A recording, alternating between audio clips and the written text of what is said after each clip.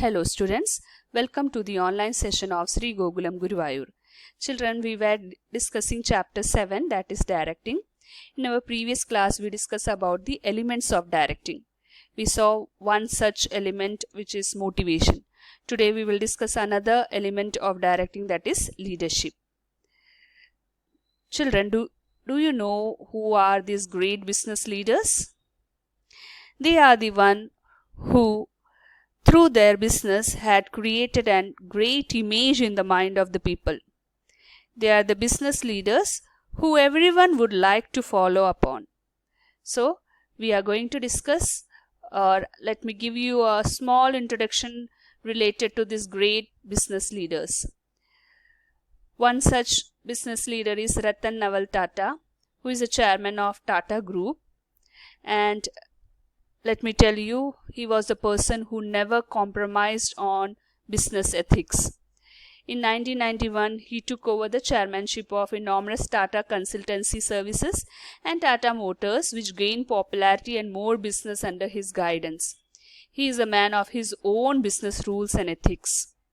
So, as a leader, he had taught us that every business have their ethics and that have to be followed.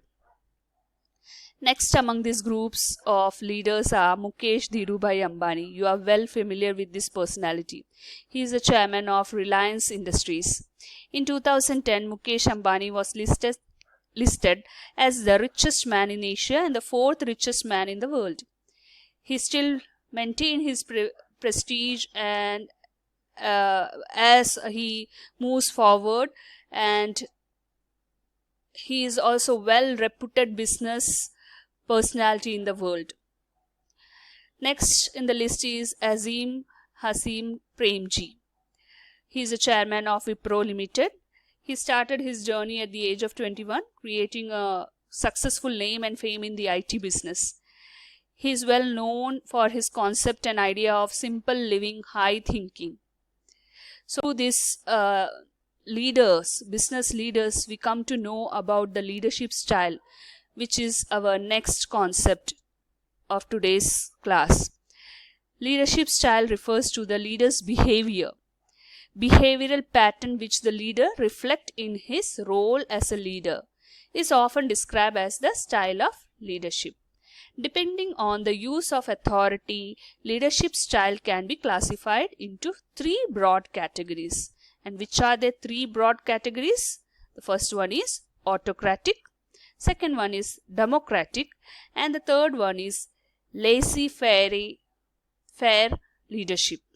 Okay. What is the first type of leadership? That is autocratic or authoritarian leadership.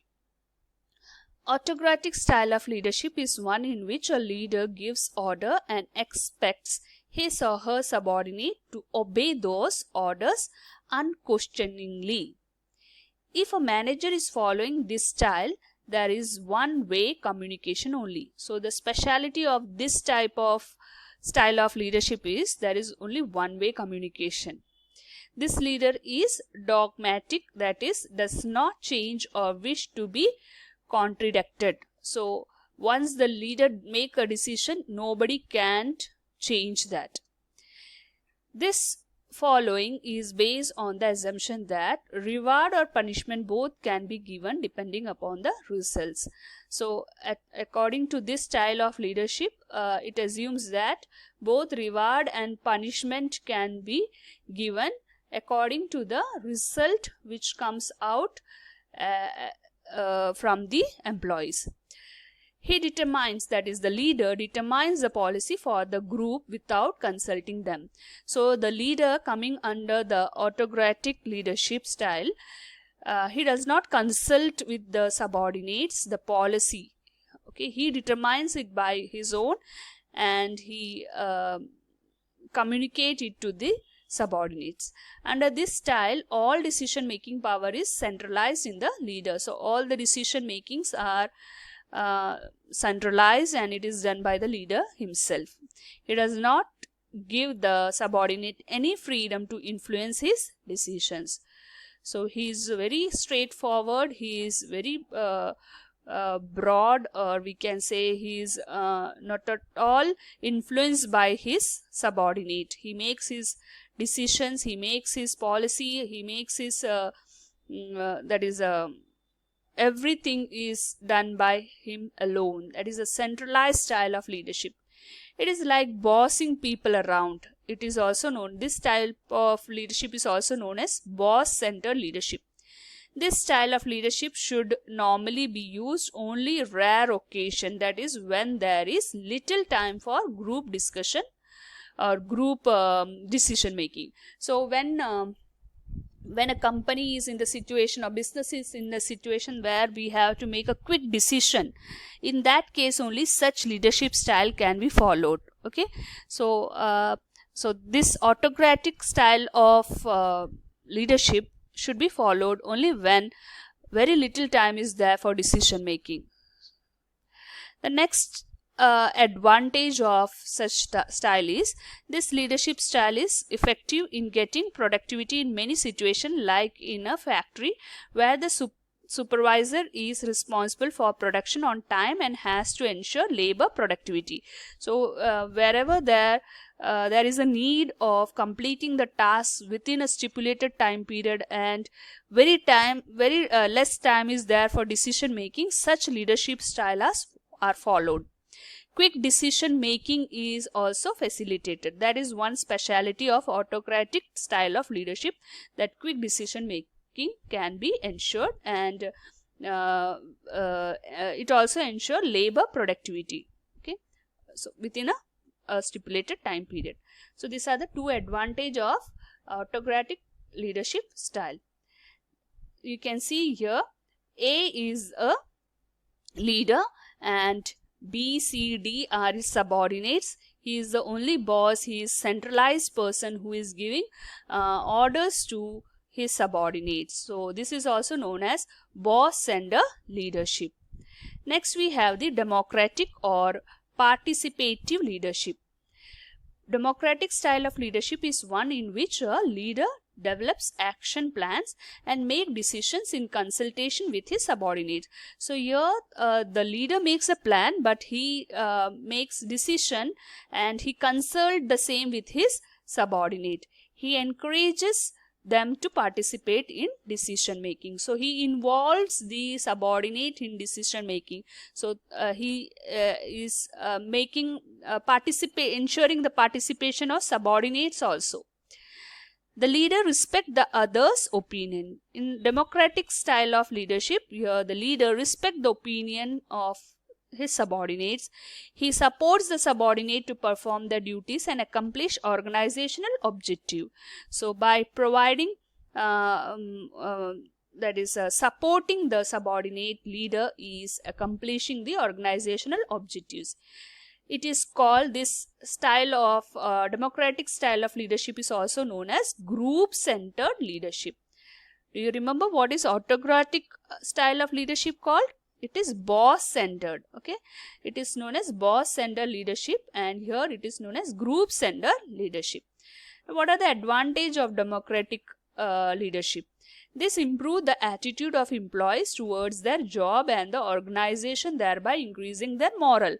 So it is giving a positive vibrant to the employees, as they feel they are working, while doing their work they are very positive, and there is high morale in the employee. Using this style is of mutual benefit. It allows the subordinates to become part of the team and help the leader to make better decisions. So here the leader and subordinates, they are mutually having a benefit. Subordinate is becoming a part of that team, and leader can make a better decision. Okay, when he is consulting among the subordinate, he can make a better decision. This kind of leadership style is more common nowadays, since leaders also recognize that people perform best if they have set their own objectives. So when the decisions are taken after consulting among the subordinates, so there can come a best performance from the employees. This is the democratic style of leadership or participative leadership style, in which you can see A is the leader and B, C, D, E. So all are taking participating in this. Okay. Next style of leadership is the laissez-faire or free rein leadership. Laissez means to let or allow, and faire means to do. So this style of leadership is known as laissez-faire, which means no interference in the activity of subordinates. A free rein leader gives a high degree of freedom to the subordinate to formulate their own objectives and ways to achieve them.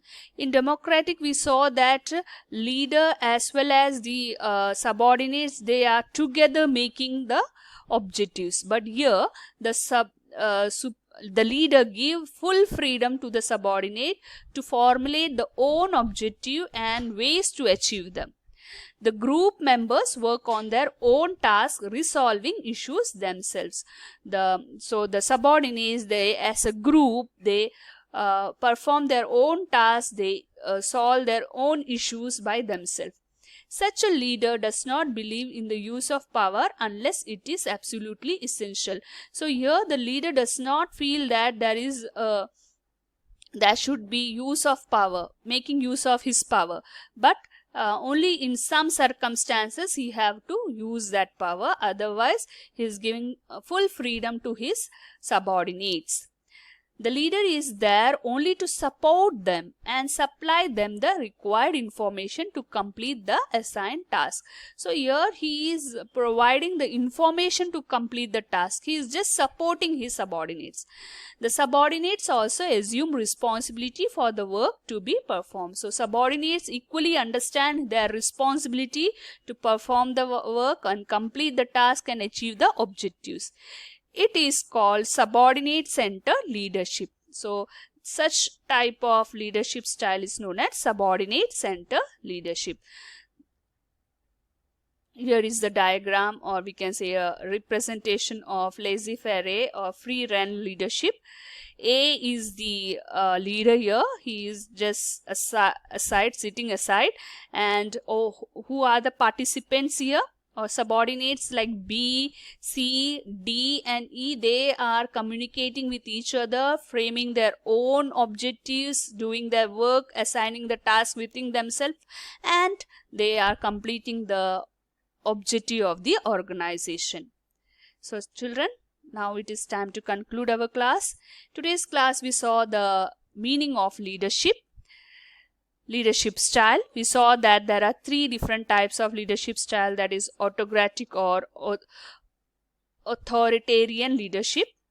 Then we saw democratic or participative leadership style. Then we saw the laissez-faire or free rein leadership style. So you have to read the textbook in which these points are covered. Attend the test paper attached along with this session, and meet you in the next class with a new element of directing, that is communication. Till then, goodbye. Take care.